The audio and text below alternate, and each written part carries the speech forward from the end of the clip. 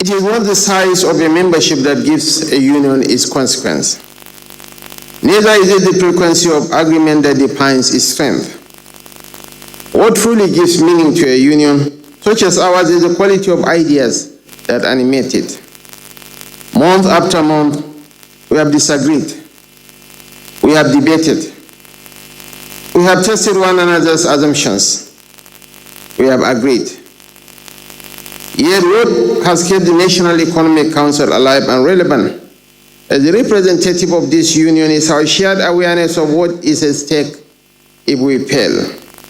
So on this day, as I have always done, I must express my deepest gratitude to all members of this council, our governors, our public administrators, and every stakeholder who has insisted on keeping our collective conscience awake.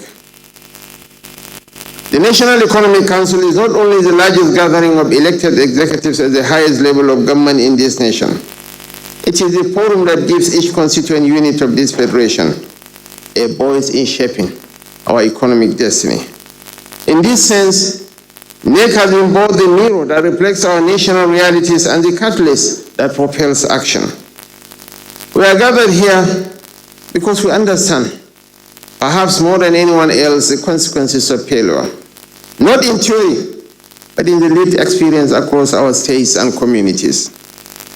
This conference, therefore, is a continuation of our covenant with the Nigerian people, a moment to take stock of the task ahead and a demonstration of the harmonious relationship His Excellency President Bola Ahmed Tinubu, GCFR, has shared with this council. Through these memorable years of inevitable and transformative reforms, aimed at resetting the foundations of our economy.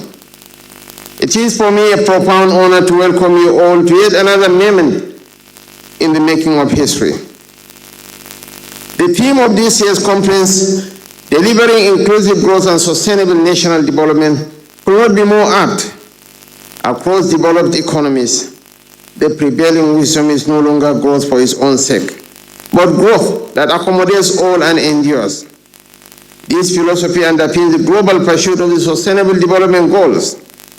Our pathway to this reality lies in reinventing our strategies, harmonizing our visions across all tiers of government, and taking decisive steps towards building a resilient and equitable economy. That is the purpose that has brought us here today. The post-COVID-19 world is one defined by the urgency of overcoming excessive dependency.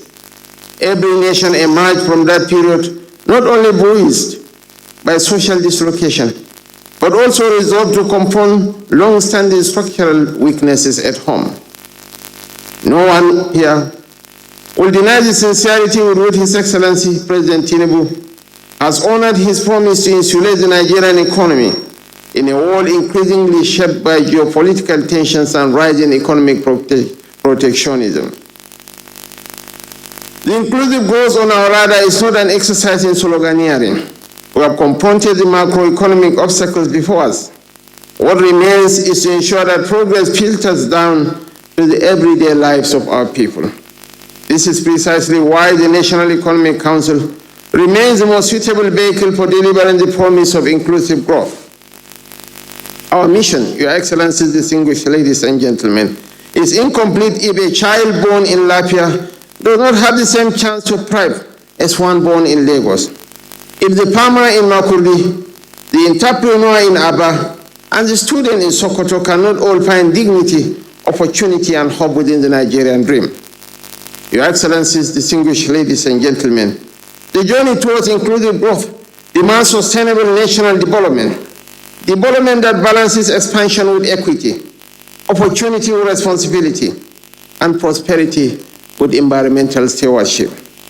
It is no longer enough to measure progress by GDP figures alone. We must ask harder questions. How does growth transform lives? How does it uplift communities? How does it strengthen national cohesion? As members of this council and leaders of our respective states, the weight of responsibility rests squarely on our shoulders. Aside from being a policy advisory body to the President, nature remains the engine room for consensus building and coordinated action across the federal and subnational governments. This retreat presents a unique opportunity to onboard new governors and deepen our shared understanding of next role in shaping Nigeria's economic destiny, to align federal and state strategies with the National Development Plan 2021 to 2025 and the Nigeria Agenda 2050, especially in poverty reduction, job creation, and social protection, to strengthen collaboration across regions through practical frameworks for interregional trade, investment, and infrastructure, harnessing the comparative advantages of each geopolitical zone, to explore pathways for fiscal sustainability at both federal and subnational levels, reforming tax systems, and enhancing internally generated revenue without overburdening our people, and to ensure that next resolutions translate into legislative and executive action that delivers tangible outcomes at federal, state, and community levels.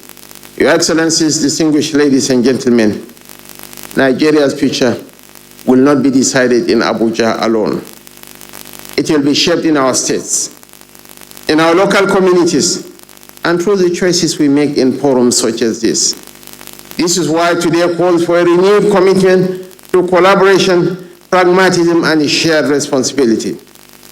As deliberations unfold over the next 2 days, I urge each of us to be bold in thought, courageous in questioning the status quo, and resolute in crafting an implementable roadmap that speaks not just to growth, but to growth that is inclusive, sustainable, and transformative. History will not judge us by what we discuss, but by the clarity of the actions and the impact inspired by such decisions. May this conference mark another step towards a nation that works for all its people.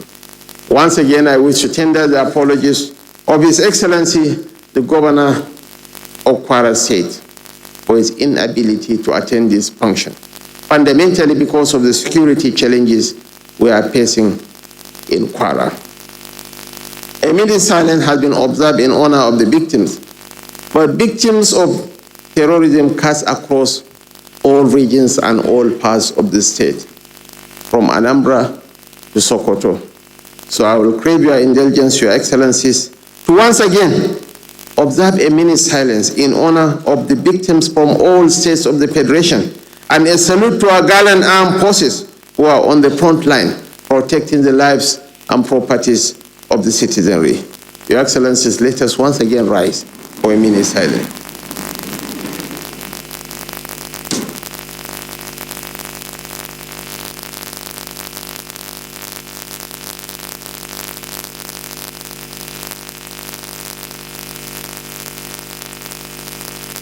May the souls of all the victims of insurgency, banditry, rest in perfect peace, and may God give our armed forces the courage and protection to confront the challenges at the front lines. Thank you, and may God bless us all. Thank you very much.